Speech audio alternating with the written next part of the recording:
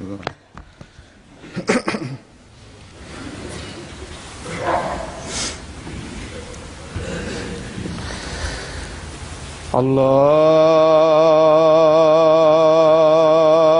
أكبر. الله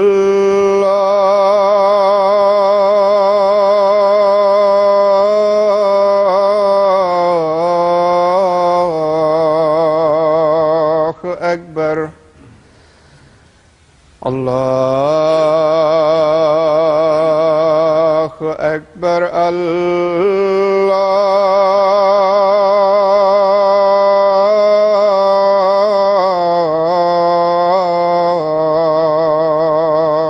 أكبر. أشهد أن لا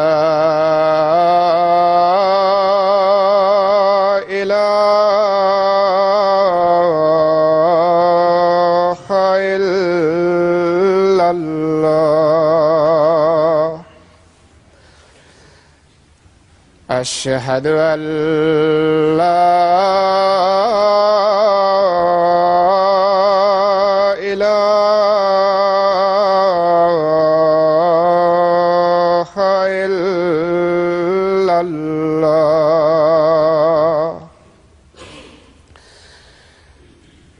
أشهد أن محمدًا رسول الله.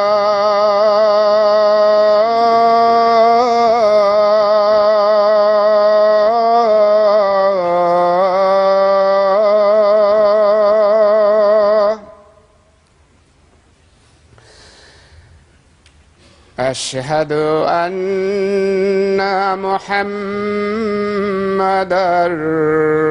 رسول الله.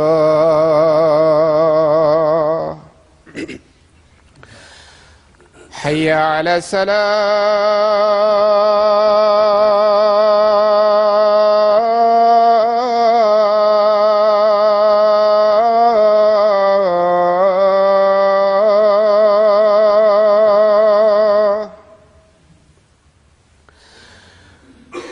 حي على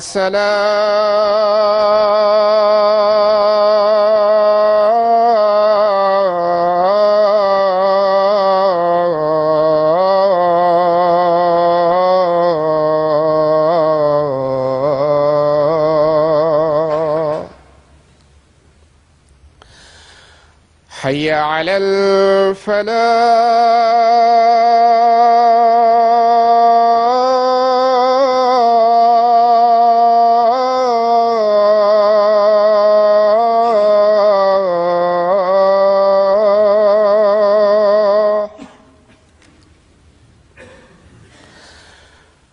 حي على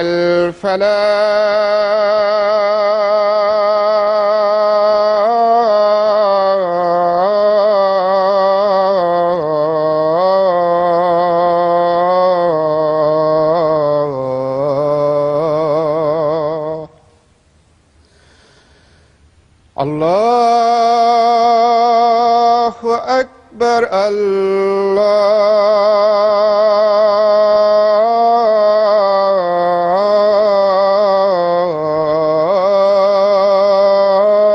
الله أكبر. لا إله إلا الله.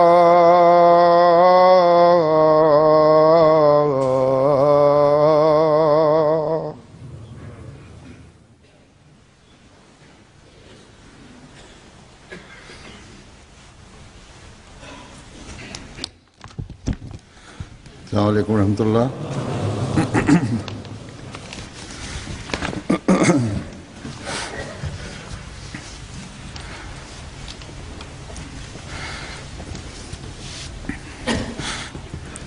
أشهد أن لا إله إلا الله وحده لا شريك له وأشهد أن محمدًا عبده ورسوله.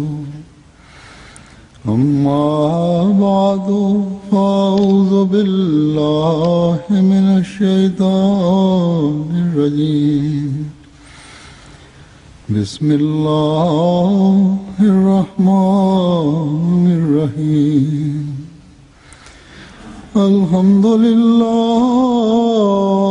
رب العالمين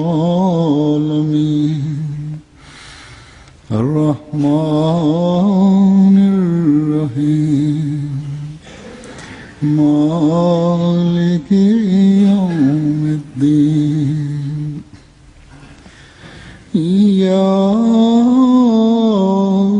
نعبد وإياك نستعين اهدنا الصراط المستقيم صراط الذين أنعمت عليهم غير المغضوب عليهم ولا الضالين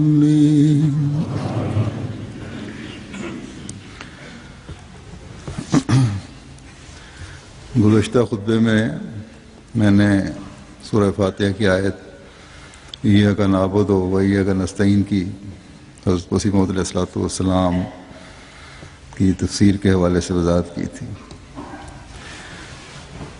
یہ اللہ تعالیٰ کا ہم پر بڑا احسان ہے، بہت عظیم احسان ہے کہ اس نے ہمیں زمانے کے امام کو ماننے کی توفیق عطا فرمائی، جن سے ہمیں قرآن کریم کے گہرے معانی اور تفسیر کا علم ہوا. بہت سے خط مجھے اس کے بعد آئے کہ ہمیں اس خطبے کے بعد ایاک نعبد و ایاک نستعین کا جو عرفان حاصل ہوا ہے اور نماز میں اس دعا پر غور کرتے ہوئے پڑھنے سے جو لذت آئی ہے اس کا مزہ ہی کچھ اور تھا اور ہے، جاری ہے. بعض عرب لوگ،